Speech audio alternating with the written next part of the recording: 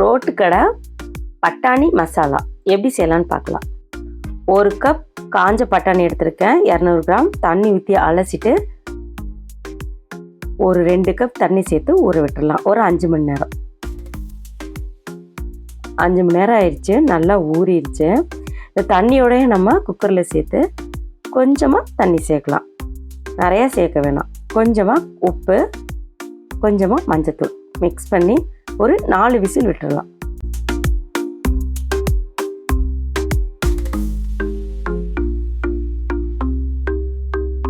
அரைக்க 2 தக்காளி, 2 பெரிய வெங்காயம், 2 பச்சை மிளகாய், கொஞ்சமாக இஞ்சி, ஒரு 7 பூண்டு பல் நல்லா பேஸ்ட் மாதிரி அரைச்சி எடுத்துடலாம். 4 விசில் பட்டாணி நல்லா வெந்துருச்சு. இப்போ தாளிச்சிடலாம்.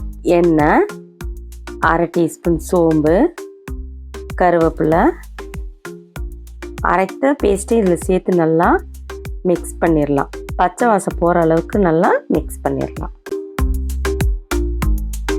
பச்சை வாசம் நல்லா போயிடுச்சு. இப்போது மிளகாத்தூள் 1 டீஸ்பூன், மல்லித்தூள் 2 டீஸ்பூன், கரம் மசாலா தூள் 1/2 டீஸ்பூன் சேர்த்து ஸ்டவ்வை சிம்லேயே வச்சு நல்லா பச்சை வாசம் போகிற அளவுக்கு நல்லா மிக்ஸ் பண்ணிடலாம். பாருங்கள், தண்ணி நிறையா இல்லை, அதனால் அப்படியே நான் சேர்த்துட்றேன். உங்களுக்கு தண்ணி அதிகமாக இருந்தாலும் கொஞ்சம் எடுத்துடலாம். நல்லா மிக்ஸ் பண்ணி நல்லா கொதிக்க விடலாம். அந்த பருப்பு பார்த்திங்கன்னா முழுசாக இருக்கக்கூடாது, லைட்டாக மசித்த மாதிரி இருக்கணும். ரொம்ப மசிக்க வேணாம், லைட்டாக ஒரு மசியல் பண்ணி விட்டுடலாம்.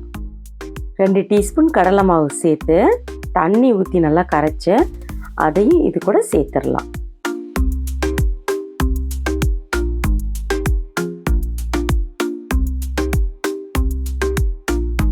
ஆல்ரெடி பட்டாணி வேகும்போது உப்பு சேர்த்துருக்கோம். உப்பு பார்த்துட்டு கொஞ்சமாக உப்பு சேர்த்துக்கலாம். கட் பண்ணிய பெரிய வெங்காயம், கொத்தமல்லி இலை,